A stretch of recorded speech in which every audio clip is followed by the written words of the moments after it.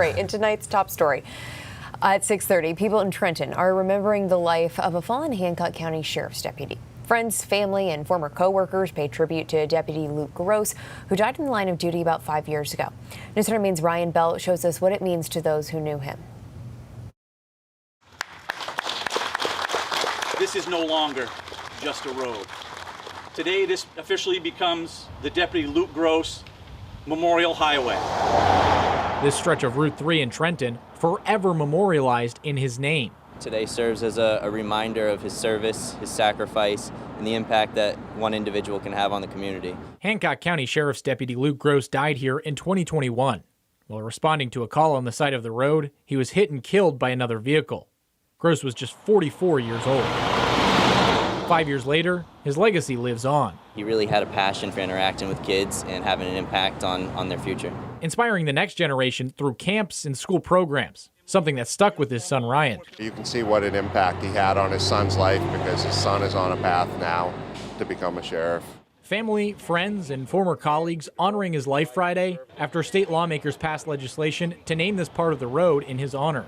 He was a very well-respected member of this community, and it's important that we do something in lasting tribute. Law enforcement agencies from across the state joined in to show their support for a fallen brother who served the Hancock County Sheriff's Department for 18 years. A person is never truly gone so long as their name continues to be spoken.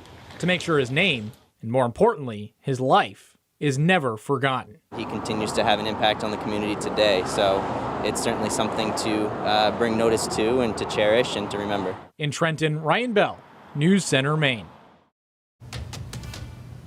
The Searsmont Strong Benefit Barbecue takes place tomorrow afternoon. The event will support those impacted by the Robbins Lumber fire, where 3 people died and a dozen others were injured.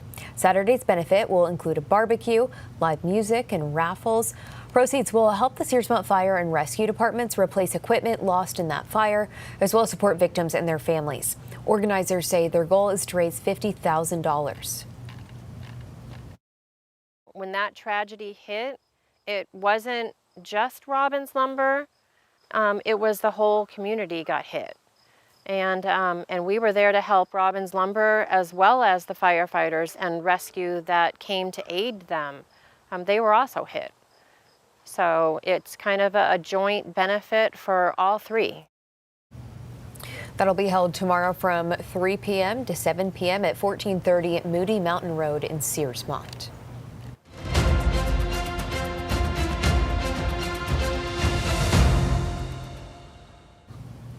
We're expected to learn who the Democratic U.S. Senate nominee will be tomorrow. Democrats are getting ready for the nominating convention in Bangor. 601 delegates from all 16 counties will be voting. 500 delegates were appointed last weekend at county meetings. 101 delegates are members of the Democratic State Committee. All delegates will be able to hear from the candidates, which is now just down to Troy Jackson and Sandra Pelletier. They will each get up to 5 minutes to deliver a speech. After that, the delegates will vote and the nominee will be certified. Maine Democratic Party Executive Director Devin Murphy Anderson says she believes the nominating process they've created in just a few weeks is fair and inclusive. That is a monumental task. It has been a huge mountain to climb, and I'm incredibly proud of the volunteers and the staff that have made that possible. We have full faith in the process that we've set forth, and we're excited to execute it, the final chapter on Saturday.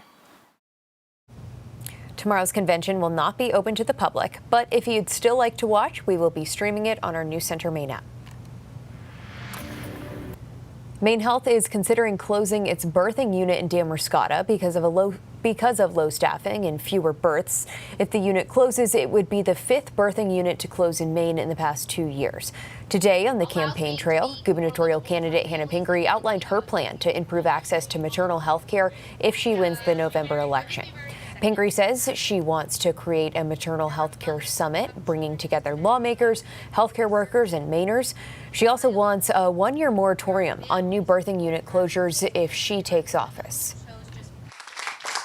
And certainly a pause will not solve this problem, but it buys us time to get this right and find real solutions, instead of losing another unit that puts Maine moms and babies at risk while we are trying to find the alternatives that will work. Maine Health says Lincoln Hospital had 131 births last year. That's about 20 more than in 2020. According to Maine Health, the board held the first of 3 votes yesterday to determine the future of the birthing unit. The results of that vote have not been made public. Now, independent gubernatorial candidate Rick Bennett says Hannah Pingree's proposed moratorium comes too late and that the issue needs to be addressed now. Republican candidate Bobby Charles questions why Pingree did not implement these ideas while she worked in the Mills administration, saying Maine needs plans in action, not political talk.